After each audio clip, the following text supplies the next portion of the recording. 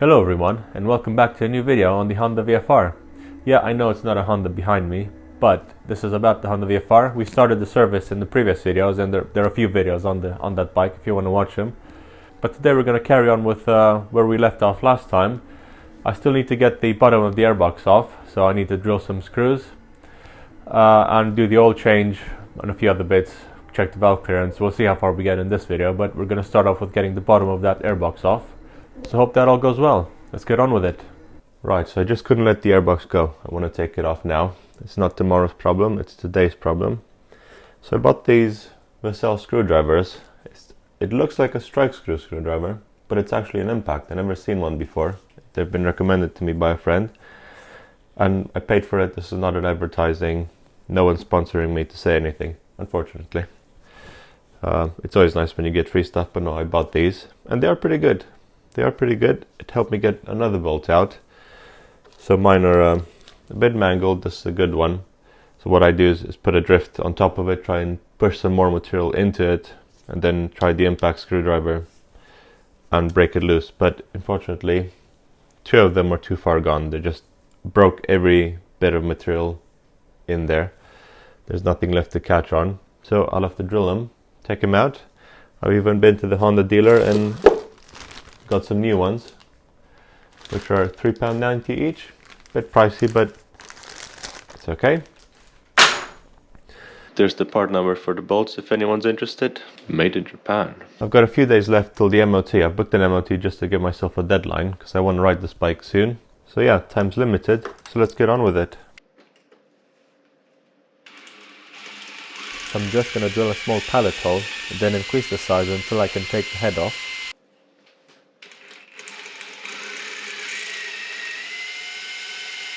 And there we go, a bit messy, but it worked well so far. I'm just going to remove all the swarf before it gets in the wrong place. A magnet on a stick is quite helpful. Right, so managed to get the bottom of the airbox off. Managed to drill the bolts. One's nearly perfect, the head came off nicely. The other one needed some persuasion, let's call it. And there it is, one bolt off. Had enough to grip with a pair of vice grips and take it off. And the other one, hold on, it's a little bit missing. Yeah, indeed. Why would life be so simple? It did snap off in there. Partially probably my fault. I should have tried and heat it up a bit. May have helped, but obviously there's a lot of rubber and stuff around. I may have not been as careful as I could have been with the vice grips, but it did start spinning. That sort of loosened up around 180 degrees before it snapped. So it should be loose. But yeah, I need to keep on drilling that. But before I can start drilling, I want to make myself a small drill guide to make sure the hole is going to be in the center of the bolt and I don't damage the threads in the aluminium casting. And I'm going to use one of the old bolts to make that out of. Putting in a small centering hole and then drilling all the way through.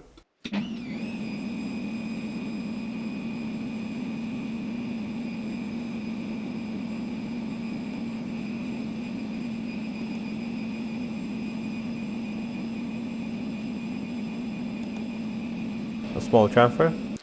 And look at that, went all the way through it.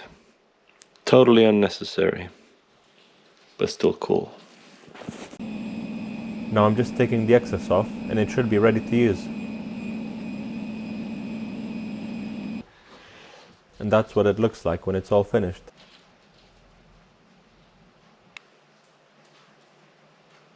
So it locates nicely in the little recess, and let's give it a go.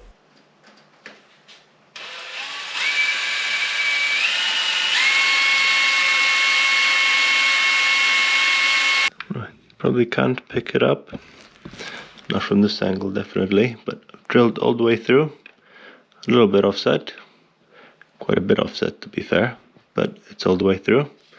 Now let's see what happens.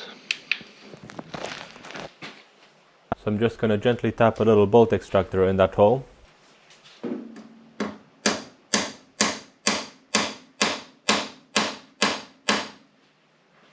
I've been applying penetrating fluid for days.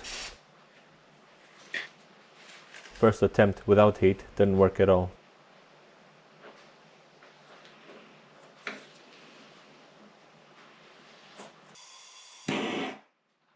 Now I'm just going to try and heat it up without setting the whole shed on fire and try again.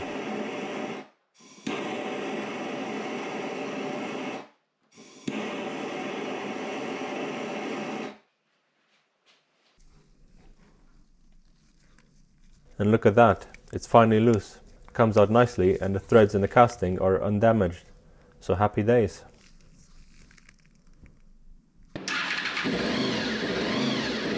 Now that that's out of the way, I'm just going to warm the engine up a bit and give it an oil change.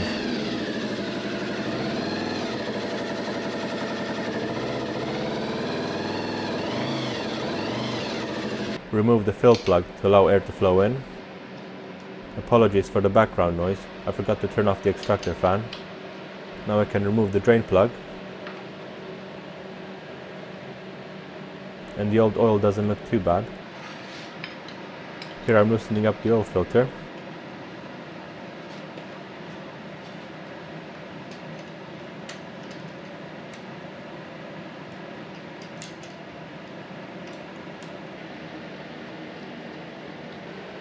And now I can take it off completely. And that's it. I'm gonna stop here now so the video doesn't get too long and boring. So I just left the old drain overnight, and in the next video we'll carry on from there. Thanks for watching, and I'll see you again next time.